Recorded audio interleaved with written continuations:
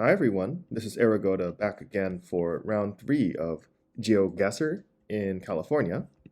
So we'll just keep wandering around and we'll see where the conversation takes us. I guess, you know, uh, in a sense, I suppose it's a dialogue, even if it's not between me and another person.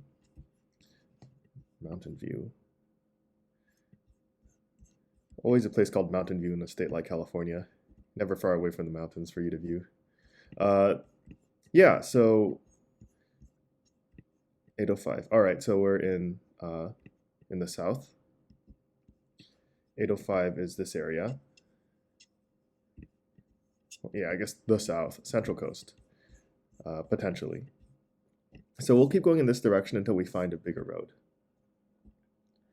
But yeah, I've been, as I always do, there's a sort of sense that people who do philosophy or theory, they tend to fixate on a single thing. So we talked about Martin Heidegger last time. And at least in the early Heidegger, his big thing was understanding what it meant to be. What is being? What does it mean to exist? And very much for him, existence, as we talked about, was was something that is it's what restructures your ability to interact and negotiate and move about the world, to see the things that you see, to know the things that you'll know. And a lot of his thoughts gave rise to, okay, so these two characters, this one I usually see tied to the word. So in Japanese, it'd be tanoshi, which is fun. And this is I, love. So is this like a theater or something? Yeah, so the notion that we're each individuated specifically by we talked about how we're individuated by the places that comprise us, and I feel like I'm increasingly gravitating towards this sense. Okay, that's helpful. Slow, San Luis Obispo. And I'm assuming it's the city of San Luis Obispo and not just the county, because the county of San Luis Obispo is all of this. Oh, I just saw Choro. We were on Choro Road. So Choro was up here. So will Choro Road, will we be able to find the thread here?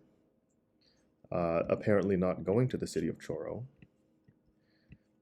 Yeah, and I mean, in some respect, it makes sense. So like, there's this funny term that I sometimes hear applied to folks called applied to like to states outside of where you have the really big culturally influential cities, and I guess stereotypically, let's say like Kansas, called flyover states. In a sense that there's this sort of pejorative sense that the only thing that you are going to be able to draw from such a place is like the only reason this place exists is for you to fly over it is the mentality. If you're going to say Chicago or New York City or DC or something, um, and that mentality exists for a lot of things.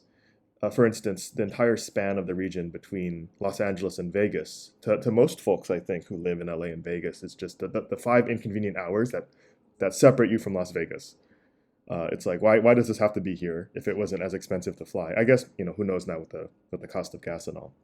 But like, the real inconvenience is the fact of human finitude. And that finitude, that we cannot be somewhere where we are not.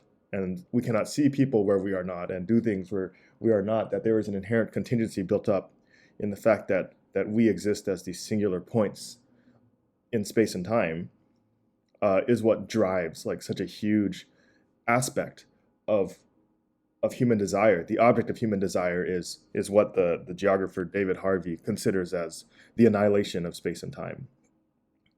And that manifests in a couple ways. So I'm going to keep going around here while I'm talking your ear off. Uh, yeah, so like, so this could manifest in a couple things. This character means lucky,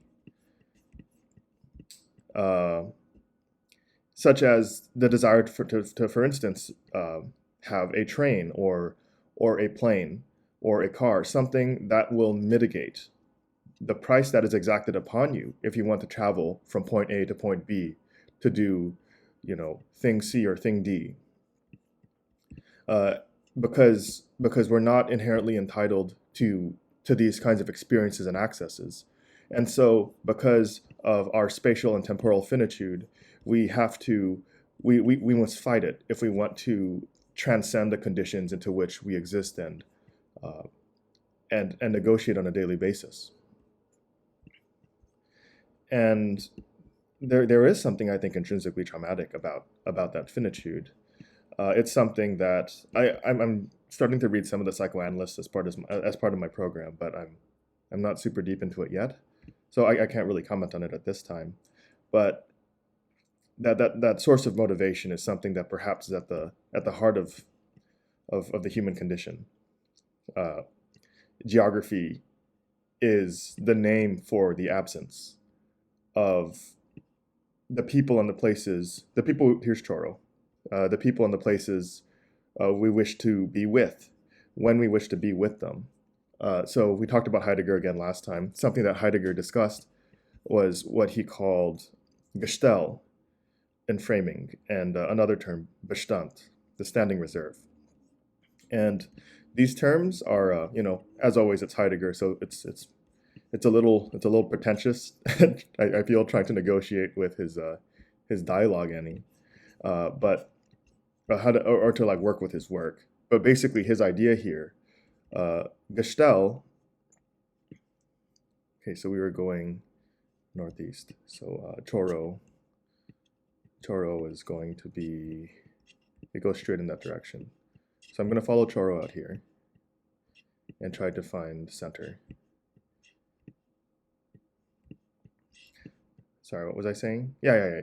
So actually, I'm going to pause for a second and I'm just going to explain this. So in Heidegger, this is the later Heidegger, when he was concerned less about what it meant for something to be. He was very concerned about this sort of sense that humans are distracted from what it really means to be human. And it manifests in these fundamental impulses for humans to create, whether it's technological objects of interest or it's art. And like as concerns technology specifically, his term Gestell is this notion that humans, like we can be incentivized to see the world as something that needs to be converted into what plays out at our beck and call, at our convenience. This is what invites humans to desire a mastery over the environment, and what ultimately would source what Heidegger might tie to things like the climate change crisis today. It's because, for instance, since we wish to have all of the resources at hand ready to travel whenever we want, we need a car that runs on gasoline. So we must set into order the natural world with these technological advancements that allow us to basically say, all right, today I'm going to drive from Los Angeles to San Francisco because I want to see so-and-so, because I want this. I will admit and accept a world that configures itself around meeting my desires in the moment when I want them. This intuition, this feeling, this organization of the way the world is, this Dasein, if you may, is, as I understand it, how Heidegger describes his Gestell. And what is put into this order for us, this standing reserve, is this Bestand. The gasoline we have that we can burn energy on demand. The refrigerator we have so that we can keep our food to eat whenever we want it.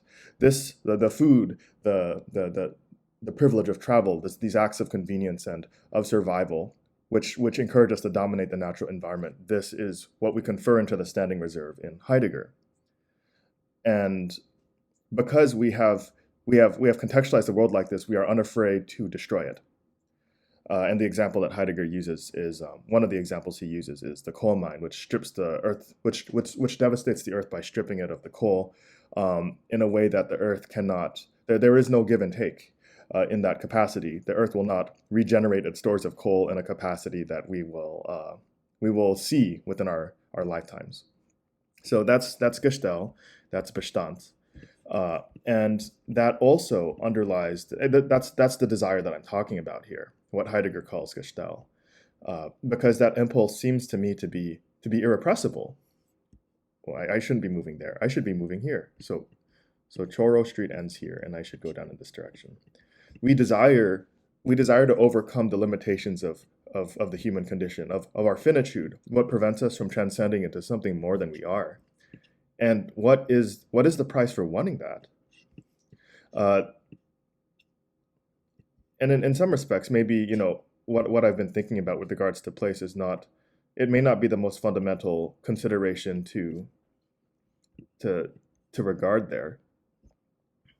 All right, I'm going to stay in this area, Eastleigh, left, Church Street, Upham, and I'm going to see if I can find more roads that intersect here, because we've now seen both edges of Choro Street, and we know Choro Street here is at an angle, so in this direction we're going to the northwest. So it's not going to be to the north it ends, and to the south it also ends, but it also straightens out. Peach, Mill, Walnut. And we passed under the 101 bridge. So here's Lincoln. There's Mountain View over here. Okay, yeah. Cool.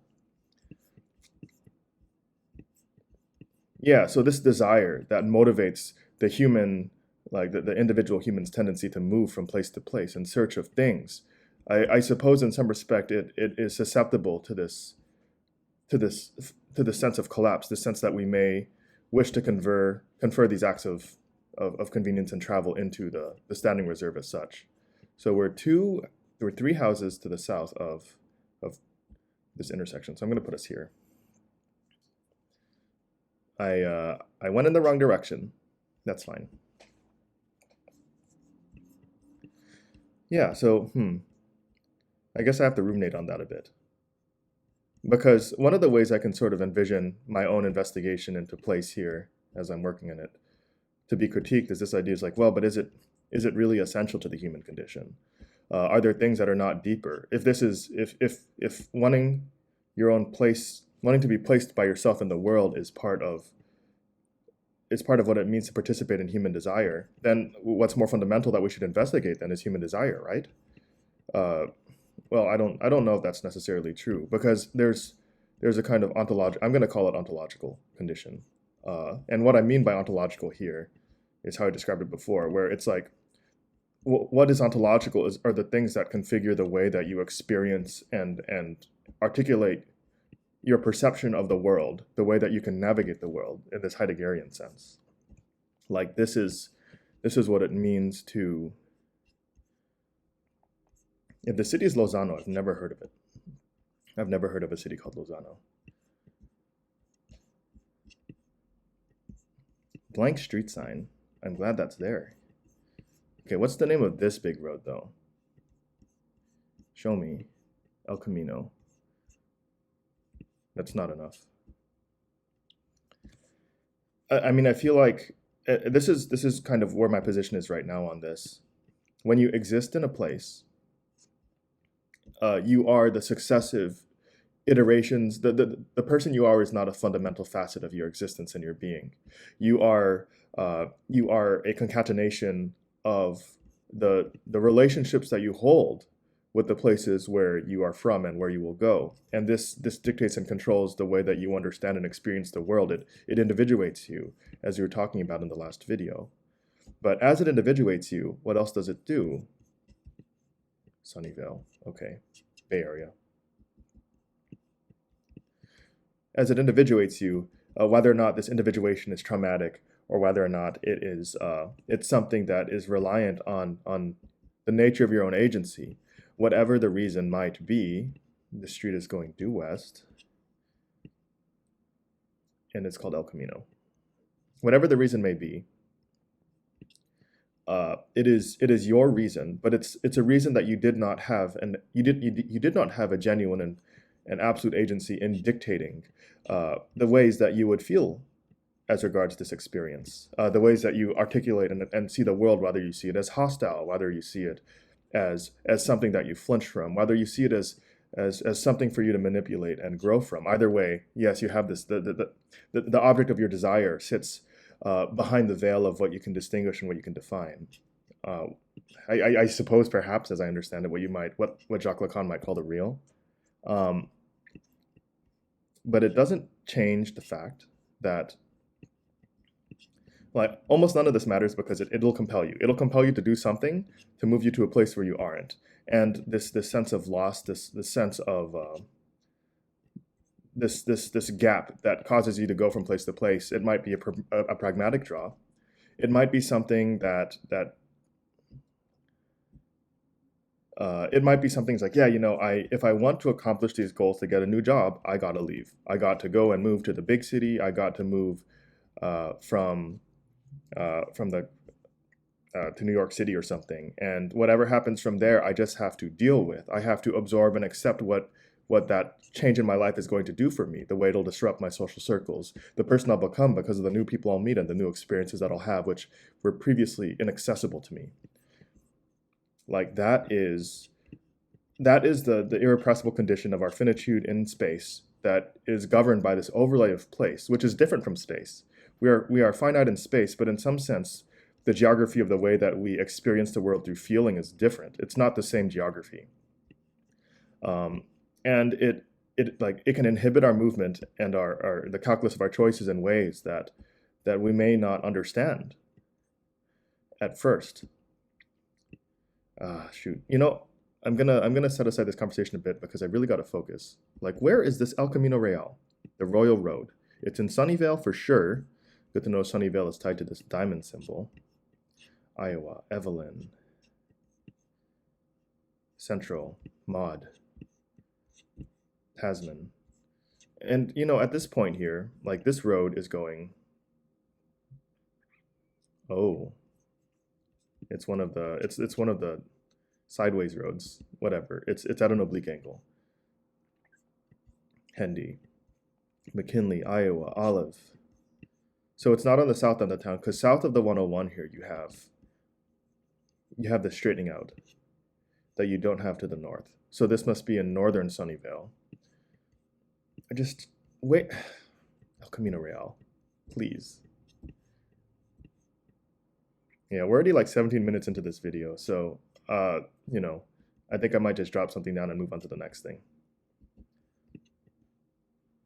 Yeah, let's do it. All right, so let's take a look at this here. There's Blair. I'll come in here. I didn't notice it because 82 it's not a freeway here. Okay. It's a freeway elsewhere, but it's not a freeway there. All right, cool, whatever. Sagecrest. Do we have a name of the city right away? Not one that I can outright see. But I think this is the main road. I won't put a wager quite yet on whether this is North or South California, but this is the endless suburb, for sure. Okay, so let's see here. I have to step away for a second. Not that any of you will notice. 951. Okay, so perhaps Palm Springs then. I believe 951 is back here. But I might be wrong. We'll see. Yeah, I stepped away a bit, and what that primarily means here is I will not remember what we were talking about. But that's all right. We'll just keep on going. So this seems like the main road out of this suburban area. Who knows if I'm going in the correct direction? And we're thinking it might be the Inland Empire area. I mean, look at these nice two-story suburban houses that are they look relatively new, and they're far-flung. So it's possible that it might be one of these suburbs here, most of which came about over the last 2 decades. Well, Lake Elsinore feels a lot older, and the core of cities like Temecula do too. But like outside of that, you have a lot of new development of this kind. San Jacinto. Okay, so I was right. So San Jacinto is up here. I've never actually been to San Jacinto. It's too far off of the freeway, so you have no reason to be there by accident. So let's see, return to start. So this road is Sagecrest.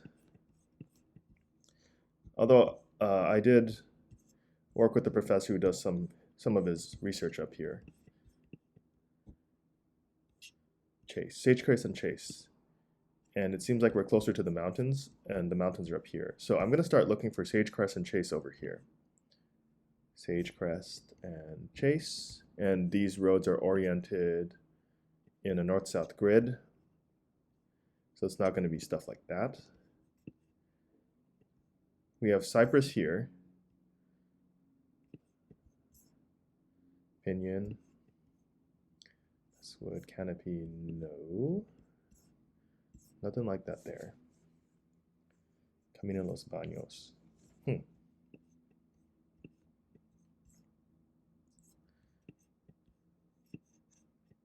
Shows what I know.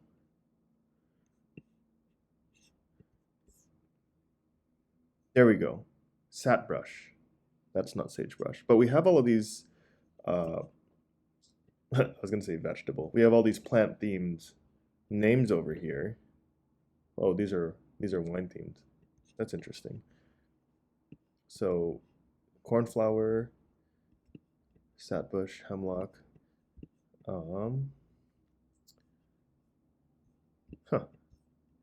You know, it's funny actually, because one of the discussions that I feel I don't fully appreciate, or at least I don't understand, is there's a facelessness that a lot of suburban communities get accused of. And I guess that makes sense. Like in a very literal sense, you have, we're talking Heidegger, so you have a conference into the standing reserve of certain kinds of experiences that you can purchase ready-made. These private places that are far flung from the city, where you have your own private space. In this sense here, this is a kind of Gestell. It's a kind of ordering into the standing reserve that to which perhaps the world has fallen prey at the scale of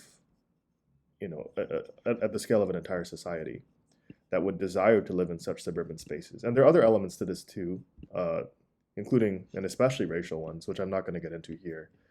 But perhaps more importantly is I feel like it doesn't change the fact that it's still a place. And if you live in a place and you individuate yourself through experiences in a place, you experience specific aesthetic impulses and articulations in such a place, then it is a place that is unique to you, even if it was not designed to be such a place in its essence. It was not sold to you for this reason, and yet it is. Even the most mundane experiences in the places that are so supposedly faceless carry within themselves the potential for the stories of thousands and hundreds of thousands of lives.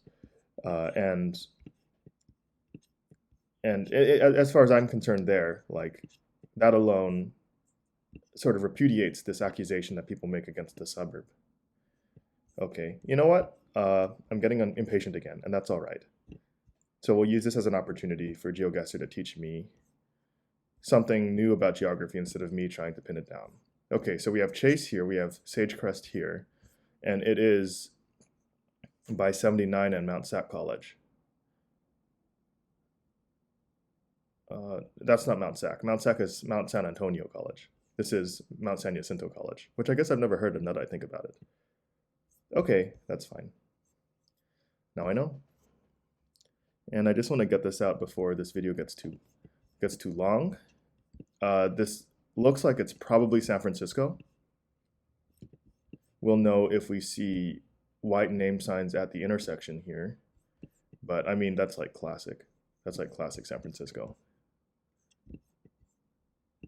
And you have like the rolling hills and stuff. Show me what the road names are. Do people just not care? Oh, here we go. Taraval on 18th. Okay, so 18th Avenue. The north-south roads, as I recall, in San Francisco City, are enumerated 1 to whatever. So let's go find that out. Let's find out where that actually applies. Yeah, so it's the east-west ones by and large. Here we go. So it's not everywhere. It's just the area here. So 19th Avenue, 6th, 17th, 18th, 19th. Here's 19th. And it extends as well to the south of Golden Gate. This is not Golden Gate Park, is it? I forget the name. Yeah, it's Golden Gate Park. So Taraval's the other road. So we can just go and trace 19th, north and south, to see if we can find Taraval. So we traced it north into the Presidio. We do not see it. So it'll probably, it must be to the south. But is it also the one here? It is. Oh, okay. So Judah, Kirkham, Lawton, Moraga, Noriega, Ortega, Pacheco, Quintara, Taraval. So we're here. All right. Return to start. So we are north from the intersection on Taraval, not quite yet to the end of the Safeway. North, east, that's what I mean. So I guess we're like here.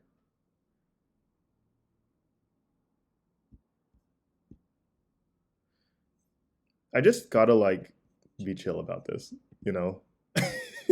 Like obviously the compass was saying north and I ignored that indicator.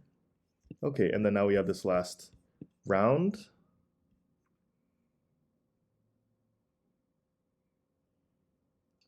I'm not seeing any, I don't know why I ever look at like church signs and I'm trying to find geographical indicators of where I am. I feel like it never ever pays off because it'll usually be some number or some term like new life or resurrection or something, and then it will, because it's the local community center, why would you need to post the name of the community on it? So you won't have anything in the name, you won't have any details that are present, because these churches are for individuals who are from the area where they are and they don't drive far unless they have family who have ties to it. Sunset Village condominiums. Okay, so do we have an area code here that I can start to play around with? No, not that I can see at least. But we'll get there. This looks like a big school or something on the side that I can look at. Oh no, it's a strip mall. There's a McDonald's sign. And this guy has just like a ton of garbage. Okay, so here's the big road. So that'll also help. Actually, that's the freeway. All right, let's jump the fence. Will it let me jump the fence? It will. Good. And there we have a sign over here. So this will be quick. I have a feeling this is probably Southern California somehow. So will I eat my words? Yes, I will not eat my words. This is like all the way this is almost by the border with Mexico. So Dairy Mart Road is an exit that I've taken going to, there's a park, which I've showcased in a previous video right here, right against Ensenada. So this is Highway 905. So this is a junction to Highway 905, so this is actually I-5, I think. This is I-5, here's the Dairy Mart exit in San Ysidro over here. And there's a McDonald's. So, return to start. We're at the New Life Church. I don't think you can see it here, and that's okay. So we're in San Ysidro, which is a southern district of, so we're going west right now. San Ysidro is a southern district of the city of San Diego. And what was the name of this intersection again? Yeah, there it is. Sunset and Averill. Here's Averill. Here's Sunset. I think we might be set to go. So we are just around at this church, New Life, which is right here. Let me get a perfect on this one, at least one. Okay. Well, thanks for accompanying me on this. So we got San Ysidro down here, the border crossing Temecula. San Jacinto, I was just looking in the wrong spot and I was talking, so I was distracted. Outside of that, here we have Slow, and then we also got Sunnyvale, where I also got Impatient, and then San Diego City by a Safeway off 19th Avenue. Cool. Well, I guess that'll be it. Thanks for joining in, and I'll see you all next time. Bye bye.